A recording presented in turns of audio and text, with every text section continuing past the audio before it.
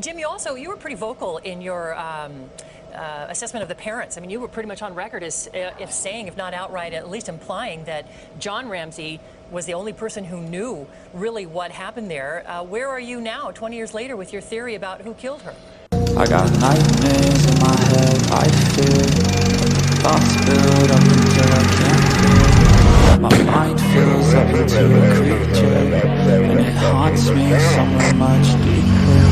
I got nightmares in my head, I fear. Hello and welcome to True Crime Rocket Science. Now let's hear Jim Clemente's answer to that question. I definitely know that John Ramsey has evidence and has not shared everything with law enforcement. I definitely know he's not shared evidence, so I wonder what he is referring to specifically there.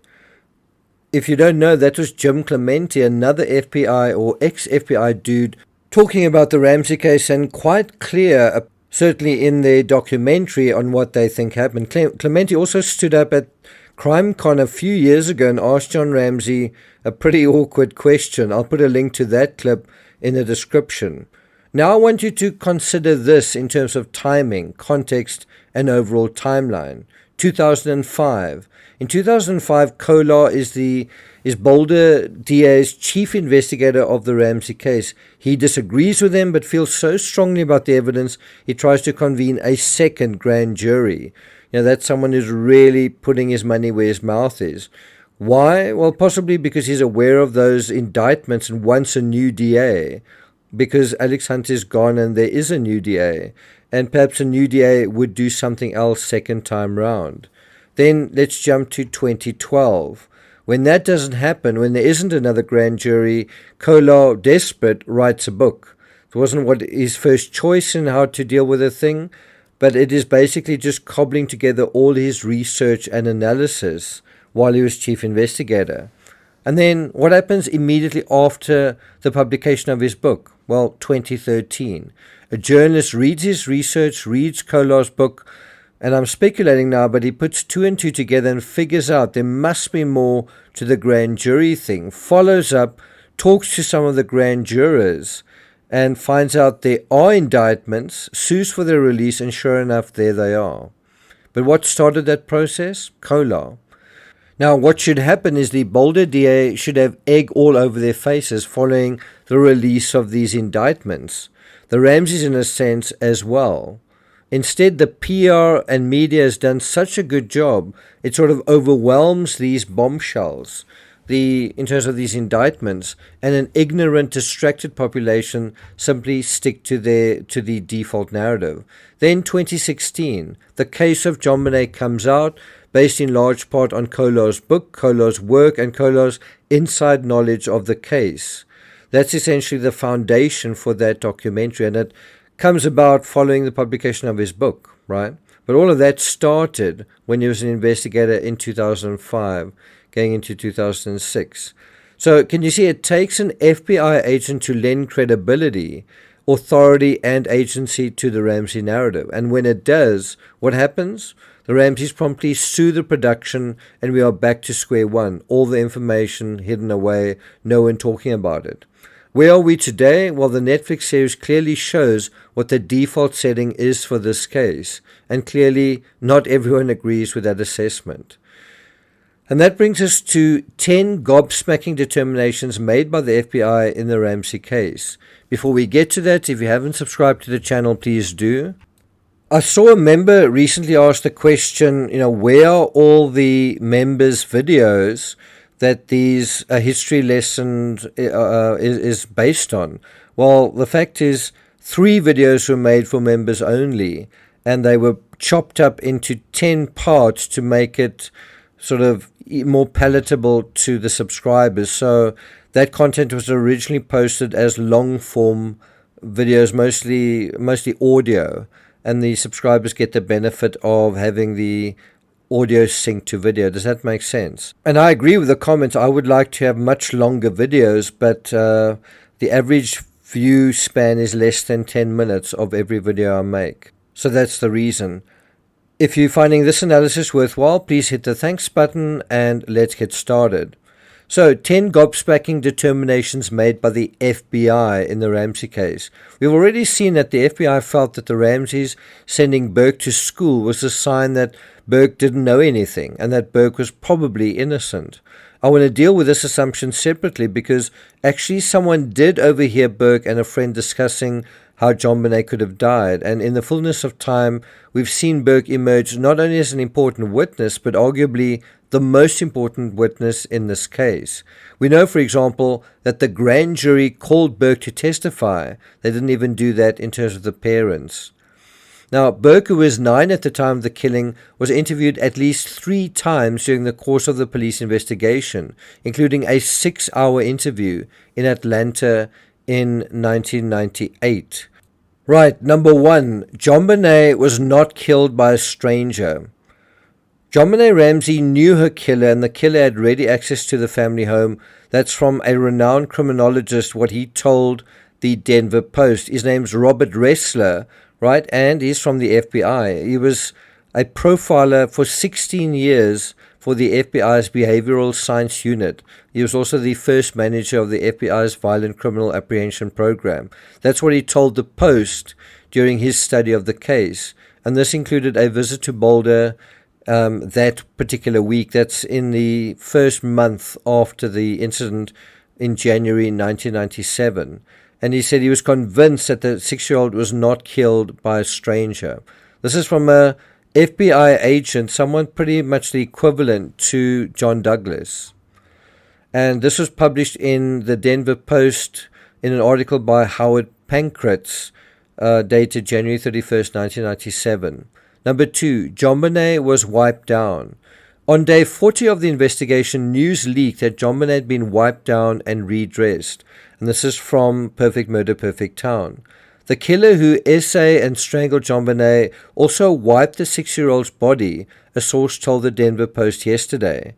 The source said the wiping took no more than a second or two, that the child was not thoroughly washed or cleaned by the killer. In other words, it was a quick wiping down. The killer apparently used a nearby handy object, not his or her hands, to wipe the child. And I think as soon as you talk about that, there's a nearby handy object, it is suggesting the area in which this happened. Now, do you think it could be the basement, a bedroom, kitchen? It certainly makes one think about that in a different way. I do think it's a mistake to suggest the killer necessarily wiped JonBenet down. It's the same assumption we saw with the ransom note, that whoever wrote it killed JonBenet, and that's not necessarily true. In other words, the inference that JonBenet was wiped down is based on dark fibers found in intimate areas of the child's body. But I think one can also say someone besides the killer in this case could have wiped JonBenet down. Number 3, JonBenet died in an accident. Ressler said he doesn't believe the killer intended to kill the child and feels great remorse about the death. I'd certainly agree with that. Number 4, profiler Intuit's younger perpetrator, among others. Now, this is again from the Denver Post. A retired FBI profiler, Robert Ressler, says he's sure the child knew her killer and that the killer had to have come from the immediate circle of people around the home.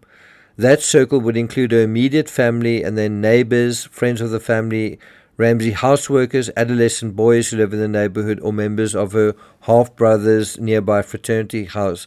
But what you get out of that, which is I think somewhat different, is this FBI profiler is intuiting a younger perpetrator.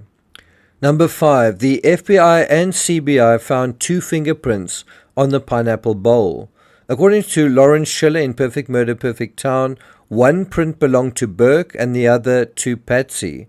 Since partly digested pineapple had been found in JonBenet's small intestine at the autopsy, the police wondered, according to Schiller, if the Ramseys had been less than candid about JonBenet's bedtime activities and what time she fell asleep. In other words, the police wondered if the Ramseys had been hiding something, if the Ramseys were holding back something in terms of what JonBenet really did that night, that last night of her life. Schiller adds that Patsy and John had never mentioned with whom, where, or when their daughter had eaten pineapple.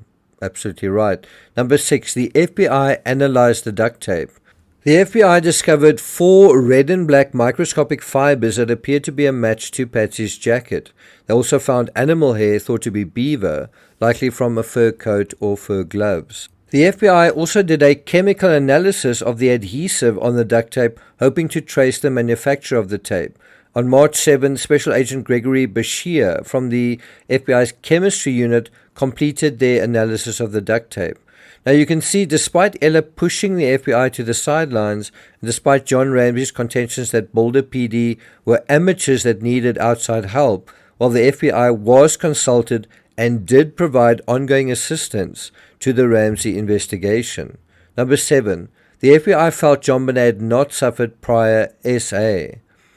They also felt the sexual activity they did find wasn't committed, to use their terms, for the perpetrator's gratification. 8. The duct tape was part of the staging. According to Lawrence Schiller in Perfect Murder, Perfect Town, the FBI concluded that if the duct tape over JonBenet's mouth had been used to silence her during an attempted abduction, the kidnapper would have just taken her out of the house immediately. But instead, they theorized the duct tape too was probably used as part of a cover-up, along with the loosely tied cord found around JonBenet's right wrist. So in other words, the cord around her wrists was also part of the cover-up. Do you agree with that? I must say I don't. I don't agree that the cords tied around her right wrist was part of a cover-up. I think it shows that the FBI partially misunderstood this case. And I think the FBI saying that JonBenet didn't suffer prior SA also shows the FBI taking some of the experts' analysis at face value. I think I also disagree with them on that score. What about you? Number 9. The duct tape was applied post-mortem. Whether the duct tape had been placed in JonBenet's mouth before or after death could be determined by an examination of the body and tape. And I do think in this area, Kolar provides insight. Kolar takes the narrative further, and I think he takes the narrative further based on his research and based on what the district attorney's office knew about this crime, certainly in terms of the duct tape. Skin trauma, this is according to Schiller, would be evident if she had been alive when the tape was applied. Coroner May had not reported any trauma to the skin around JonBenet's mouth, and I think Kolar expresses it so well, where he says there's this perfect imprint of the child's lips on the duct tape, which shows that she was not moving, not struggling, not trying to say anything after the duct tape was applied, which seems to indicate that it was applied post-mortem. This, I think, is one of the biggest insights from the FBI and also from Kolar. Number 10, the FBI couldn't determine when the ransom note was written. Now, although I think you can't establish that for a fact, I think intuitively that's not a very difficult question to answer. Again, the issue here is what can you prove in the legal setting? Now, let's go back to the question. Was it written before or after the murder? John Douglas, FBI, he makes a good point to say, no one could kill someone and then settle down to write a note like this. It's a similar contention made in the McCann case, that a parent couldn't kill their own child, move the body of their own child, and then manage to hold it together for weeks on end. But as I've said, I don't think the writer of the note and the killer are the same person, and that already is a world of difference. Ditto the McCanns. If the child's death was an accident, the emotional response, including to being prosecuted, might be completely different than if there was a deliberate and clearly criminal act at work. The FBI also determined the ransom note to be the most important piece of evidence, especially in terms of behavioral evidence. I think there's something else that's the most important piece of evidence that's not behavioral, but I'll talk to you guys about that at a later time. Do you notice the ransom note writer was aware that her handwriting could be identified, hence this effort to disguise it, but she writes a 3-page note anyway, confident apparently in the countermeasures of the note, in the note itself to avoid detection. And wasn't the writer right to be confident, in a sense, because after all, has the author been definitively identified? Or was the ransom note writer overconfident and perhaps even a little silly to write the note to begin with? I mean, consider the McCann case. Many people believe there was an intruder and an abduction simply on the basis that the parents said so, without any evidence and without a ransom note.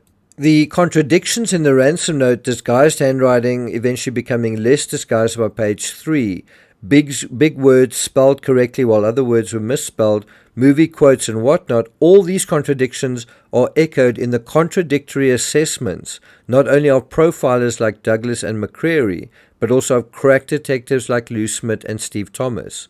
And I think it's in the contradictory nature of the Ramsey case that the key lies to solving it. Someone, it seems, had mixed feelings about JonBenet. Now, who could that be? I'm not going to take it further than that. Thank you for listening, and I'll see you guys next time.